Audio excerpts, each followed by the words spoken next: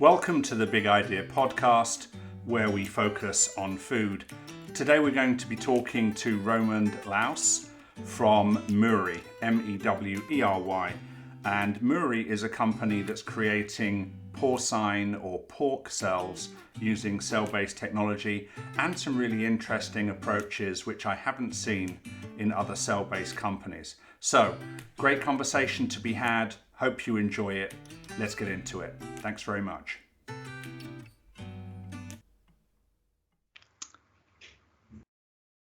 Hi, Roman. How are you? Welcome to the Big Idea podcast, where we focus on food. Really looking forward to the conversation today.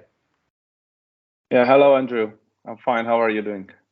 Oh, come on. Give me a better hello than that. Jesus. No, as I said, I'm getting out of the COVID wave, so I'm weaker than normal, but very good mood. But your normal is normally twice as energetic and as powerful as normal people. So even if you're half the energy of normal, you're still at a normal person's capacity. A very good start, Andrew. A very good start. Okay, let's get into it. So Roman, tell us about Mewery and what you guys are focused on. Yeah, I'm delighted to tell you more about how we started with Mewery and what we are doing. So Mewery is a cell-based company. It's a food tech startup which uses the unique microalgae technology, which can unlock the scale-up potential of the whole industry, as we say. And we are basically developing a technology which enables us to cultivate porcine cells using microalgae for media, for growth factors, and also scaffolds. So we are aiming to introduce a porcine or pork products to the market within next few years. Okay, let's unpack a lot of that. So you're a cell-based company. You're focused on pork, and what you guys have decided to do is to focus on using microalgae. Let's say that again properly. Microalgae to solve some of the scale-up challenges of the cell-based meat category. So and also you said it will be available in a few years. Let's get a bit more specific. When you say a few years, is that just because of the regulatory environment restricting the ability to sell the product in all places apart from Singapore, or is the few years timeline based on how long it's going to take you to solve the challenges of scaling up pork cells? Yeah, it's both, and actually there are different aspects and quite a journey to get into market with cell-based product. So first of all, we definitely need more time in R&D and working, on scale up. We are just at the phase of getting our first prototypes and having amazing results with cultivation, or so to speak, co-cultivation of microalgae and mammalian cells. So we definitely need some time here. And next, of course, it's not easy in Europe or even in US to introduce a novel food or new product to market. So it definitely needs a couple of, I don't want to say months, but still years, to apply for novel food regulation and go through the whole process before you can even go to market. So I would say it's both ends. It's R&D time we need, and of course the whole bioprocess design and regulation in terms of entering any of the market you mentioned, apart from Singapore, which might be the fastest. Let's see what UK will do soon and how US will catch up and how Europe. So let's say, for example, the regulatory environment was solved. Various countries recognized that under a microscope, the cells that you grow using cell-based technology are identical to the cells used that you can biopsy from a pig, a cow, a chicken, a fish, etc. So the regulators catch up. Wouldn't that be amazing? But let's say, for example, they've done that. From a technology perspective, from a solving the scale problem perspective, what would be your estimate for Mewery of getting a product to market? So we are just at stage from going from very small grams scale into lab scale, so which is already dozens of grams, and we will go to pilot year after. So I would say if there are no regulatory processes needed or they are in place, basically I believe that within the next two and a half to 3 years we could manage to enter the market. Yeah, I think so too. Knowing what I know about your company, I'm thinking you could get kind of small premium quantities to market maybe at the end of 2023, because you're moving towards pilot scale quite quickly, which is quite impressive. Now let's go back to the microalgae aspect. Tell us a little bit about microalgae as an ingredient or as a unit, and why you're leveraging that as part of the cell-based scale-up approach. I can definitely tell in general why we chose microalgae. Unfortunately, I was asked by the patent attorney that I'm not going into details because I'm very talkative and I love to no, perfectly, share it with the whole world. Yeah, no. Please don't say anything which would stop that process. But let's generally talk about, if it's okay with you, and only say what you're comfortable with, of course. Let's talk generally about microalgae, and then tell us whatever you can about how you're leveraging it. Definitely. I mean, the uniqueness of technology is basically that we use plant-based aspect in mammalian culture. So we basically use microalgae as a source. And we use extracts for media. We also use growth factors from microalgae, and we also use microalgae as a scaffold.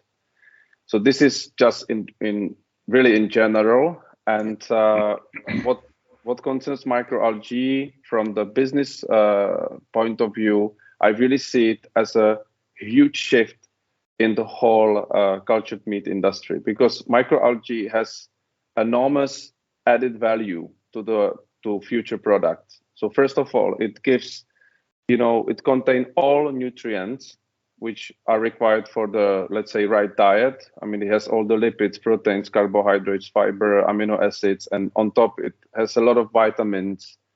And it also consists of, let's say, carotenoids, for instance. It's also something which helps you with the color of the of the product in the end, and it basically gives the product something we call fortification, or you can call it fortified novel food, which means that the meat we create has added nutrition value, or added actually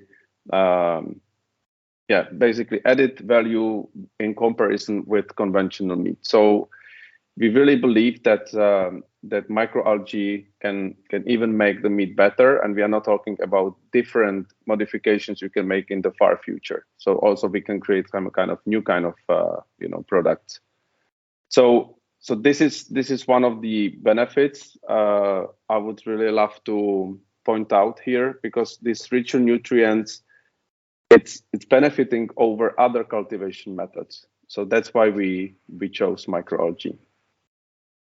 Got it. So one of the benefits, I mean, it sounds like there's a number of benefits you guys have identified using microalgae. One of the key benefits is you're not needing to use fetal bovine serum or FBS, by the sounds of it, as a way of getting your cells to reproduce. So is your solution is 100% non-animal based in terms of both in terms of the growth factors, etc.? Exactly, Andrew. This is what we already have achieved. We have a medium where we don't need to use FBS, and we are having a really good results with our cells already. So it is animal free, serum free, and on top, actually, it's much lower cost in comparison with known cultivation methods. The numbers we have so far are telling us that we are 70% cheaper than classical cultivation methods known out there. I don't know about all the secrets of all the companies, but what is out there, if we compare, we are 70% cheaper. 70% cheaper than FBS? 70% cheaper than the whole media with FBS. I mean, where you cultivate cells, depends, of course, depends on scale. But if we are talking about lab scale, this is where we are. Understood. Now, that in and of itself is something many companies have been trying to achieve for quite some time. You could create a whole company just around that aspect or just around that product. Do you see this being a product that you can either sell or license to others, or are you firmly focused on bringing pork cells and the pork product to market for consumers? And that also reminds me, and this is just sort of that part two part of the question, why are you doing this? So, is it about bringing real meat to market yourself, or is it about, taking the technology and supporting the whole industry, or all of the above? First of all, we were formed as a B2C company to really be a movement which enables the whole industry to bring the products to the market. And as a Mewery, we want to have our Mewery branded line. It doesn't have to end up just with pork products, but this is what we chose for our roadmap. And it also doesn't mean that we are solely only B2C and we will never talk to any other company and we will never license. We are really open to explore all these opportunities. I've been getting these questions more and more also from other companies and also investors. So we are definitely open here to actually be an enabler for the whole industry if needed. But this is a strategic decision we need to make together with all our partners. But at the moment, we are B2C. Our roadmap is to bring the product to market. And as I say, in the meantime, if we find it, strategically useful and smart, we definitely do it. Got it. And now let's circle back to why you're doing this. What's driving Roman from Mewery to start this company, to move forward with pork cells and solve some of these scale-up challenges?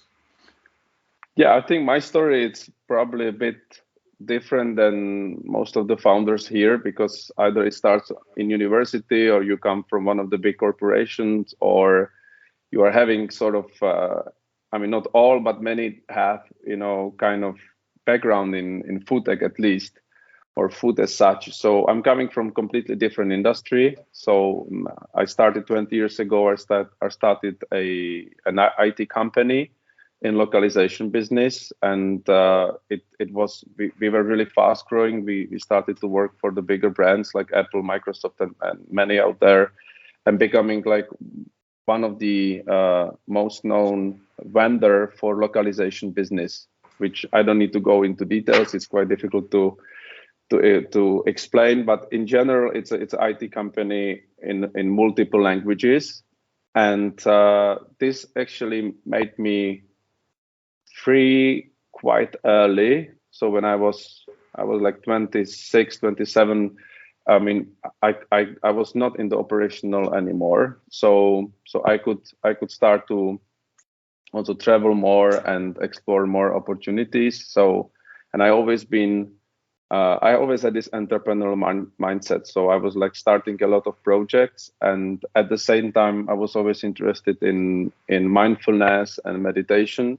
And this freedom actually gave me, first of all, time, and also resources to be able to educate myself. And then after a lot of traveling and education, I started also to teach mindfulness around the world. So I was part of a big NGO. I was also partly be part of some of the boards in different countries.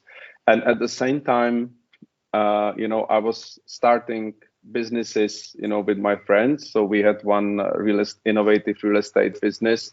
We managed to have exit within 2 years, which was very fast, and it was a really right timing because then market changed. So we were really lucky there. And I also invested in a couple of startups and and was part of different projects.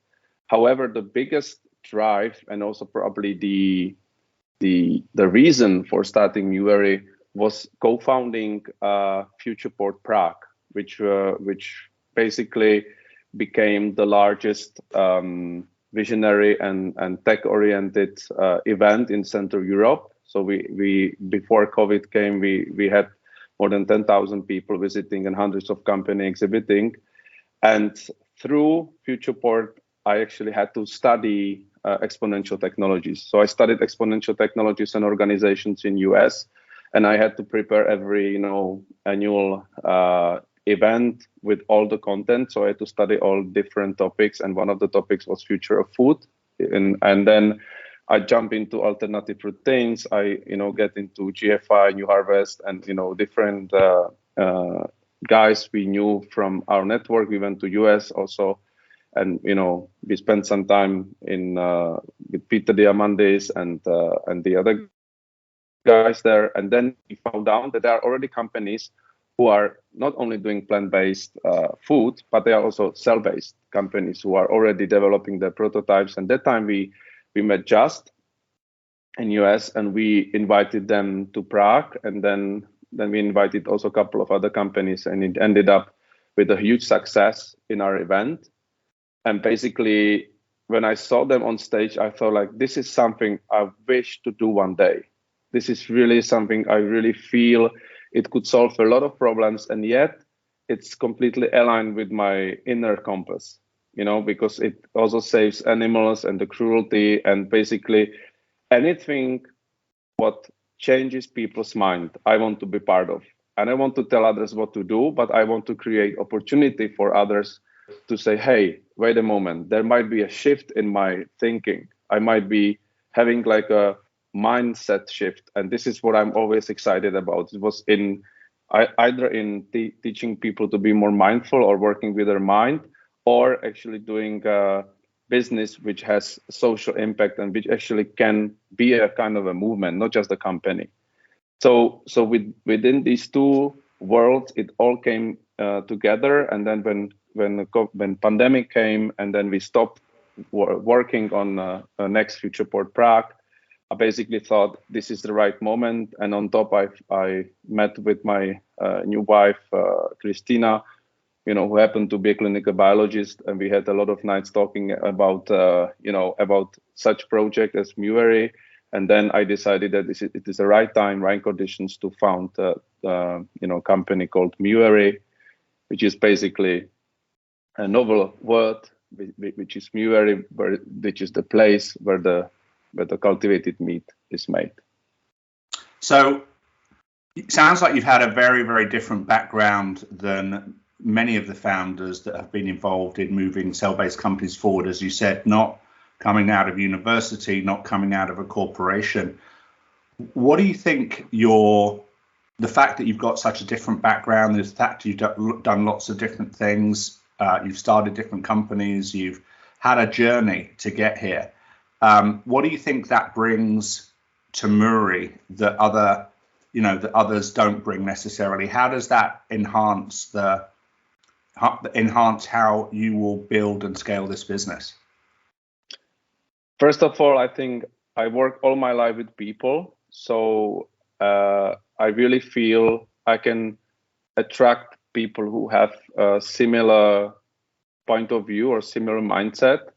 And in this terms, I think I can really like inject the virus to people in a good way, that they just want this vision to be fulfilled. So I really feel people around me, it's not about making them work forever and for free and 24/7, but the enthusiasm I feel I can really see in other people, I mean in the whole team. So they basically they basically love doing what they do, and this is the environment I want to create. And since I've been interviewing hundreds of people already in several companies, I think I can feel who fits and who doesn't. So this is one. And also in this NGO, there were like thousands of people I was in touch with. So I really think that this is one aspect, an experience I can bring in. Second is hopefully having a more distance into all the madness when startup starts to grow and then investor starts to freaking out. And I really feel that I can use something what I was teaching others and also was trying to apply for myself. And so and this is also what the feedback I got, that people really feel that it's really stable. So I really wish to do it, but I also want to still to stay sane.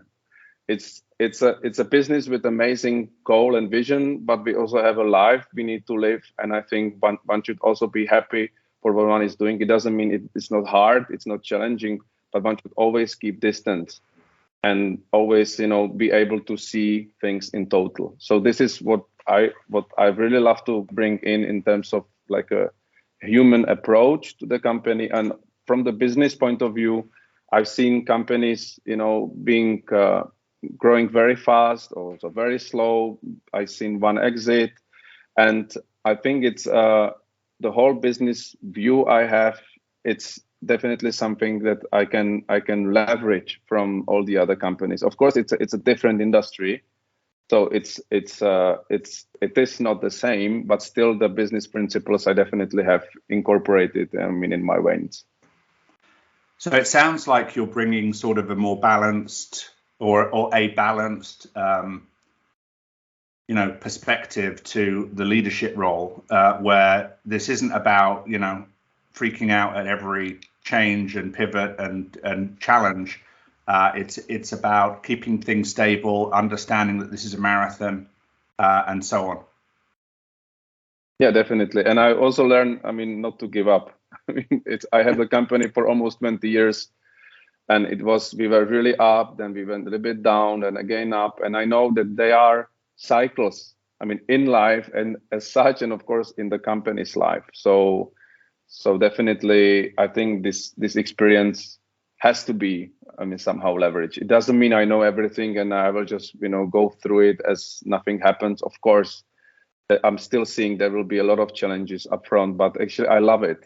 I love challenges. I'm going completely out of my comfort zone. I'm going into industry I've never been. You've also mentioned a few times about getting people to change their minds, creating some kind of it almost sounds like evangelizing that this new way of producing and producing food, like creating a momentum, or I don't know that you've said tribe necessarily, but you've talked about people changing their minds and creating a movement. Why do you think that's critical for what's happening in the cell-based space? And do you think that's sort of an important part of moving this category forward in the next 5 to 10 years? I think it's super important. Otherwise, I would not put my life into it. I think all the disruptions, they come, at the beginning as a crazy idea. I remember my first calls. I had to, first, regulatory offices here in Czechia. They were laughing. They were like, "What are you talking about? This is complete sci-fi. It will never work. It will never happen." And even this energized me even more. This is exactly where you can see that the immune system of the status quo, it's very strong. People are like trying to, to hold what they are used to. And with the whole idea of alternative proteins, it's not if, it's the question is when, because it's really needed. It's really needed. We cannot. It's not sustainable the way how we eat nowadays or how we produce food. Let's put it this way. So it's very obvious that if we are serious about climate change and about actually what is happening in our around us, And if we really want to change something, the changing our diet and changing the way how we produce food it's I would not say the only, but this is one of the things we need to do if we really want to work against what is happening with our planet. And it's I think it's really serious. I mean, I'm not this, fatalist of, thinking that we are going to be doomed, but it's definitely something we really have to care. And that's why I want to be part of it. Because, we were organizing the event and telling everyone, these are the future trends.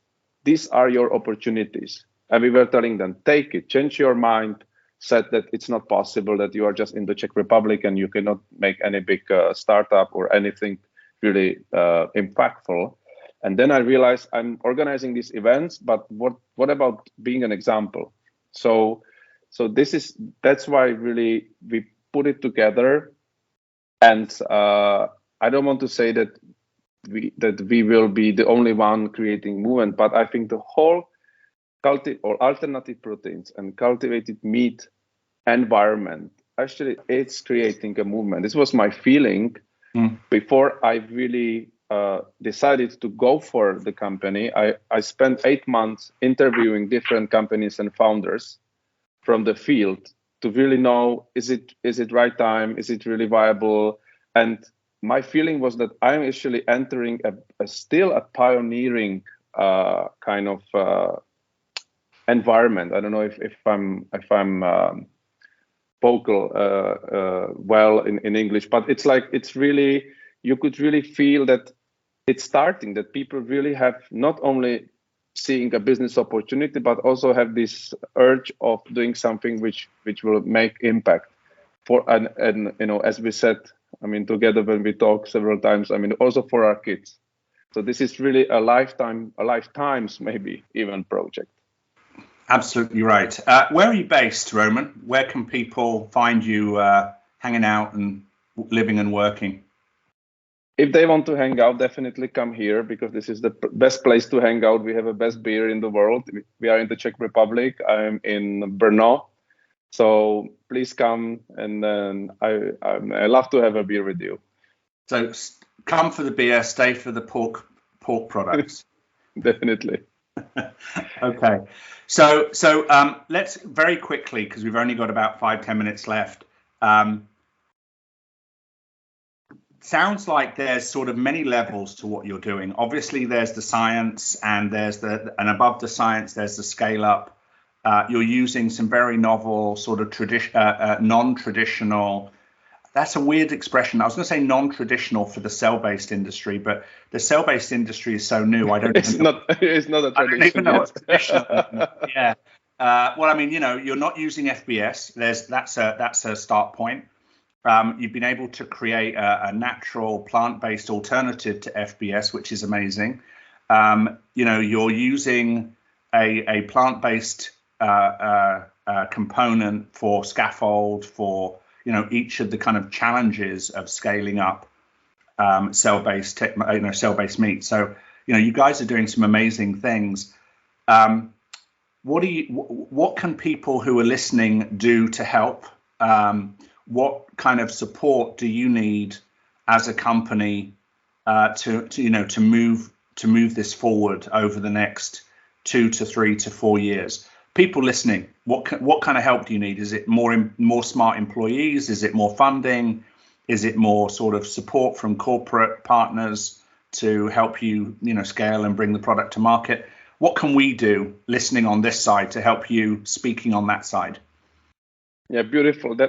Most of the things you said definitely would help. I mean, if you want to come to a beautiful country and want to jump into our enthusiastic journey, we are really open for more people be introduced to the team.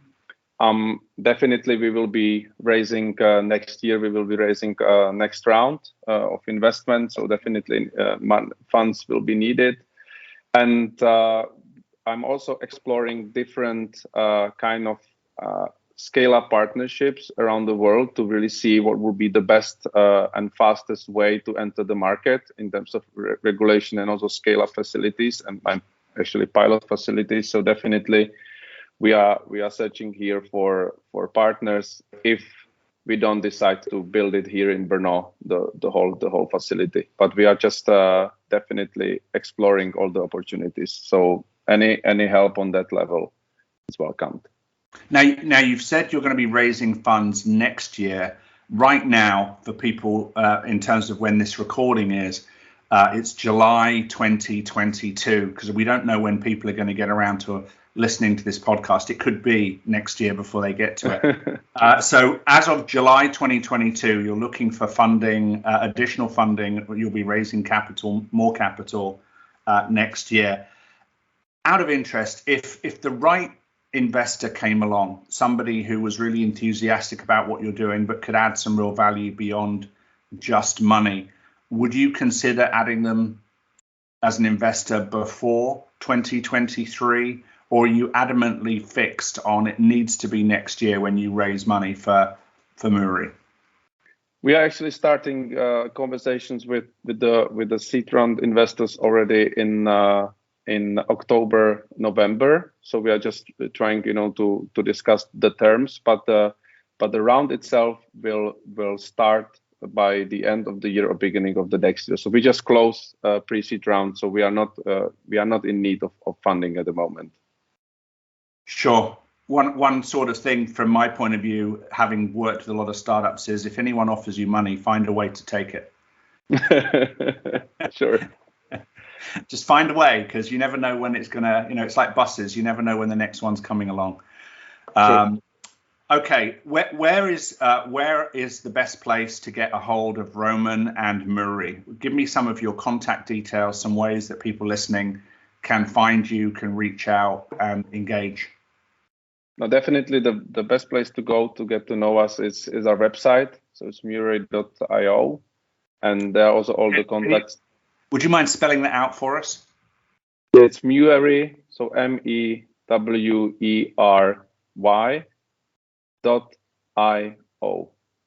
Okay, so Mewery.io is your website. What about sort of social media platforms and and then contacts for Roman? You don't necessarily have to give your email, because that could be getting you, at least 10 emails from people listening to this podcast. You never know.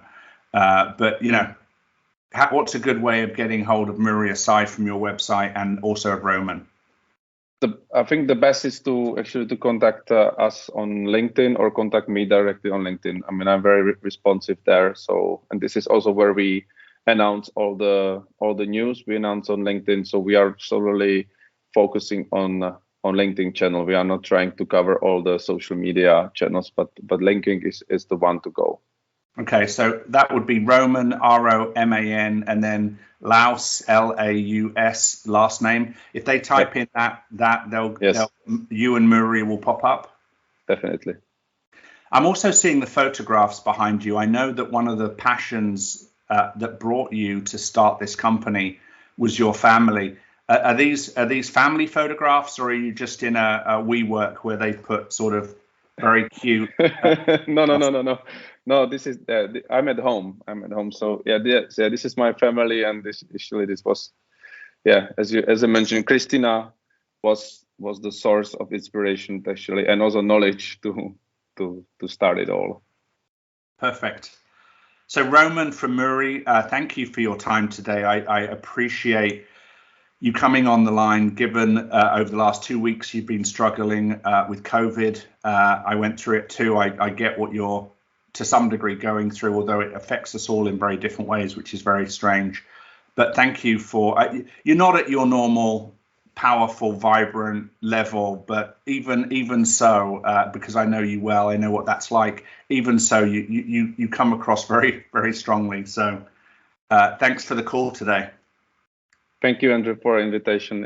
It's always a pleasure to spend time with you. So thank you. So Roman Laus, LAUS, through LinkedIn, or Mewery, MEWERY.io, if you want to reach out to Roman and have a chat about what he's doing and why Mewery is quite special in the cell-based space. So thank you, Roman. Really appreciate your time. I'm going to press pause, and then we can say a quick goodbye. Thank you. Thanks for coming along to the Big Idea podcast, where we focus on food. I hope you enjoyed the conversation with Roman from Mewery today. So, as ever, if you have questions, if you'd like to support and get involved in what Roman or Mewery are doing, please do reach out. They gave you the contact details during the earlier part of the podcast. My name is Andrew Ive, I-V-E. I'm the founder of Big Idea Ventures, and we're focused on working with young entrepreneurs, scientists, and engineers to solve some of the world's greatest challenges. So if you're interested in what I'm doing or Big Idea Ventures is doing, please do reach out to us at bigideaventures.com, or you can find me on LinkedIn. So that's today's podcast. I hope you found it useful and entertaining. If you have questions, please do reach out to us. That's it for today. Look forward to greeting you and having you engage with our next podcast. Thanks very much. Bye.